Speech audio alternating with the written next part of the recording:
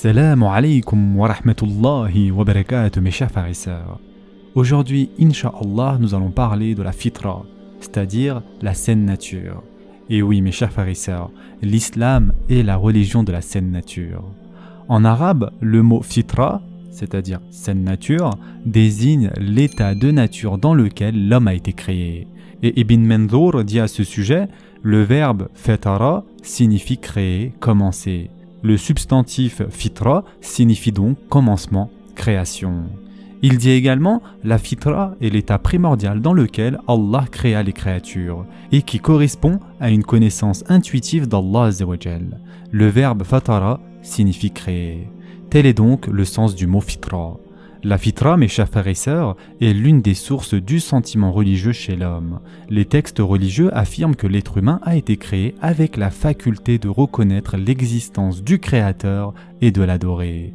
Et en effet, Ibn al-Qayyim a dit à ce sujet, on rapporte que Ikrima, Mujahid, Al-Hassan, Ibrahim, Ad-Dahaq et Qatada dirent à propos du verset dans lequel Allah subhanahu wa ta'ala a dit « Dirige tout ton être vers la religion exclusivement pour Allah, telle est la nature qu'Allah a originellement donnée aux hommes, pas de changement à la création d'Allah. Voilà la religion de droiture, mais la plupart des gens ne savent pas. » Surat Ar-Rum, verset 30. Allah Azzawajal dit ici donc Fitratullah, et Allah Azzawajal dit aussi pas de changement dans la religion d'Allah. Ainsi, mes chers frères et sœurs, il apparaît que chaque créature sait spontanément, dès l'instant où elle est créée, que sa création est le fait du Seigneur de l'univers. Nul besoin pour cela de réflexion ni d'enseignement préalable. Ne s'écarte de la fitra que ceux dont le cœur est ultérieurement affecté par une source de corruption extérieure. Et en effet, le prophète sallallahu alayhi wa sallam a dit à ce sujet « Tout nouveau-né vient au monde avec la fitra. Ce sont ses parents qui font de lui un juif, un chrétien ou un zoroastrien. » Et ce hadith a été rapporté dans Bukhari.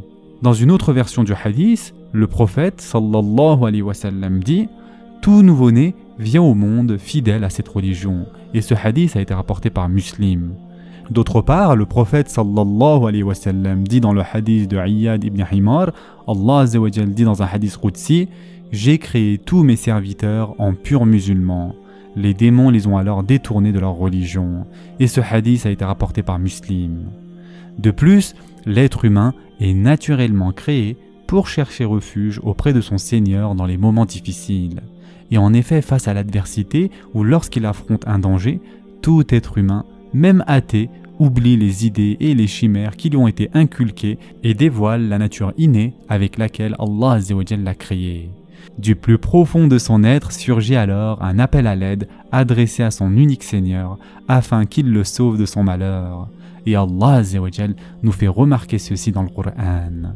Et en effet, Allah subhanahu wa ta'ala dit « Quand ils montent en bateau, ils invoquent Allah, lui vouant exclusivement leur culte. Une fois qu'il les a sauvés des dangers de la mer en les ramenant sur la terre ferme, voilà qu'il lui donne des associés. » Surat Al-Ankabut, verset 65. Mes chers frères et sœurs en islam, affirmer que l'être humain naît avec une saine nature ne signifie pas qu'il connaît de façon innée tous les aspects de l'islam, car Allah Azzawajal dit « Et Allah vous a fait sortir des ventres de vos mères dénués de tout savoir, et vous a donné lui, les yeux et les cœurs, c'est-à-dire l'intelligence, afin que vous soyez reconnaissants. » Surat An-Nahl, verset 78. Ce verset ne remet pas en question le fait que l'être humain distingue d'emblée l'associationnisme du monothéisme, puisque le prophète sallallahu alayhi wa sallam a dit « Tout nouveau-né vient au monde fidèle à cette religion », comme nous l'avons vu. Ce verset signifie plutôt que tout être humain aime son Créateur dès la naissance, reconnaît sa seigneurie et se déclare son serviteur. Ainsi, si cette nature était préservée et qu'elle ne rencontrait pas d'obstacles, elle resterait telle qu'elle, tout comme un nourrisson naît en aimant les aliments et les boissons qui conviennent à son corps, comme le lait par exemple. C'est pourquoi le prophète sallallahu alayhi wa sallam a dit « Ce sont ses parents qui font de lui un juif, un chrétien ou un zoroastrien. » Il ne dit pas qu'ils font de lui un musulman, car il l'est déjà par nature. C'est en effet l'adoption d'une autre religion que l'islam qui constitue l'abandon de l'état originel. Mes chers frères et sœurs en islam, on sait maintenant que tout être humain sur cette terre naît avec une saine nature qui est l'islam, et il reconnaît l'existence de son créateur, l'aime et s'adresse spontanément à lui. S'il se maintient dans cet état, il reste musulman, et il n'a pas besoin d'exprimer à nouveau son appartenance à l'islam lorsqu'il devient majeur. Si en revanche il naît de parents non musulmans, et qu'il adopte une religion différente de l'islam, il doit la renier et se convertir à l'islam en attestant qu'il n'y a d'autre divinité digne d'adoration qu'Allah Azza wa Jal et que Muhammad sallallahu alayhi wa sallam est son messager. Il doit ensuite apprendre tout ce qui lui permet de pratiquer sa religion, notamment la façon d'accomplir la salat. Et Muhammad al-Tahir ibn Ashur a dit à ce sujet: lorsque l'on dit qu'Allah créa les hommes fidèles à l'islam, cela signifie qu'à leur création, ils acceptent déjà les prescriptions de cette religion, car elle est conforme à leur nature. Ils ne s'en éloignent pas et ne la renient pas. Ils reconnaissent ainsi l'unicité d'Allah, car le monothéisme va de pair avec la raison et la saine réflexion.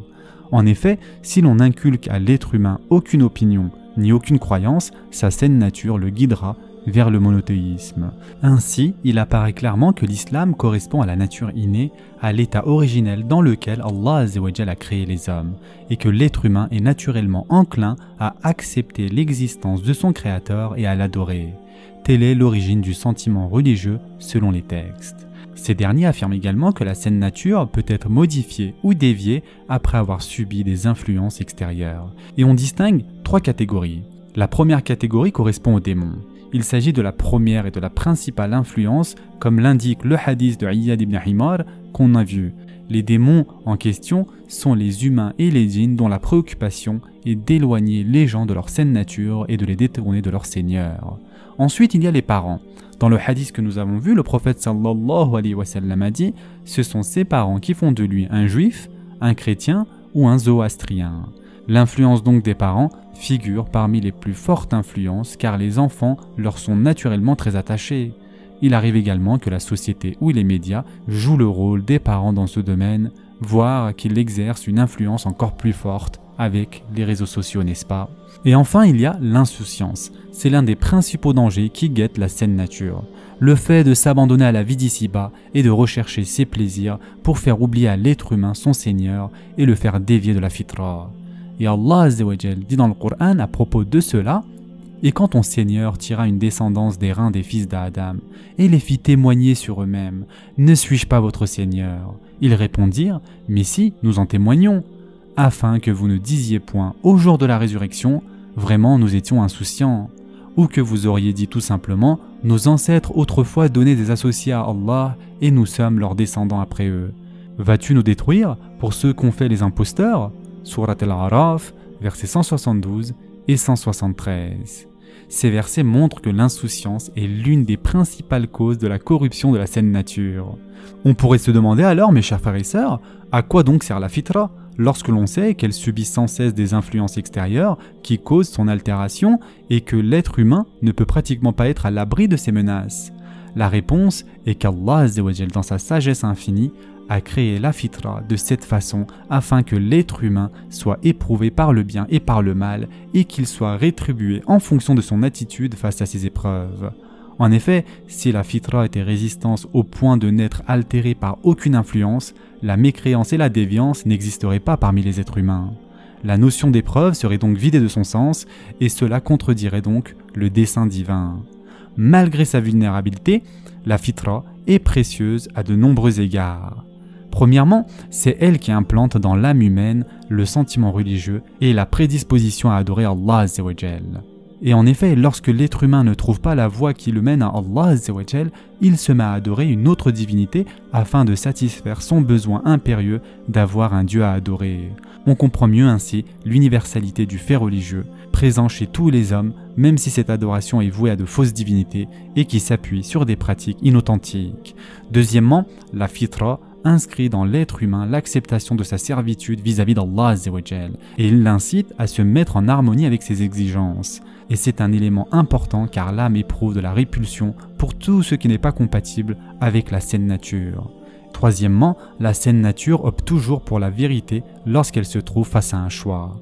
Lorsque par exemple un être humain s'intéresse à deux religions, l'une vraie et l'autre fausse, sa fitra fait la distinction entre les deux et opte pour la vraie.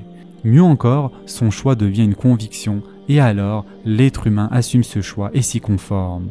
S'il refuse la vérité, ce sera par soumission à ses passions, par peur, par fidélité à ses traditions ou pour tout autre motif. Et Allah Azza wa Jal dit à ce sujet, s'agissant de Pharaon et de son peuple, ils les nièrent injustement et orgueilleusement, tandis qu'en eux-mêmes, ils y croyaient avec certitude. Regarde donc ce qui est advenu des corrupteurs. Surat An-Naml, verset 14. Et enfin, pour terminer, mes chers frères et sœurs, quatrièmement, la fitra affermit les pas de celui qui a été guidé vers la vérité. Et ce, même s'il ne détient pas toutes les preuves justifiant sa certitude. Ceci implique, et Allahu A'lam, le fait que le musulman rejette rarement sa religion au profit d'une autre, n'est-ce pas ? En effet, l'islam correspond à sa saine nature et ce fait lui donne la certitude qu'il pratique la vraie religion.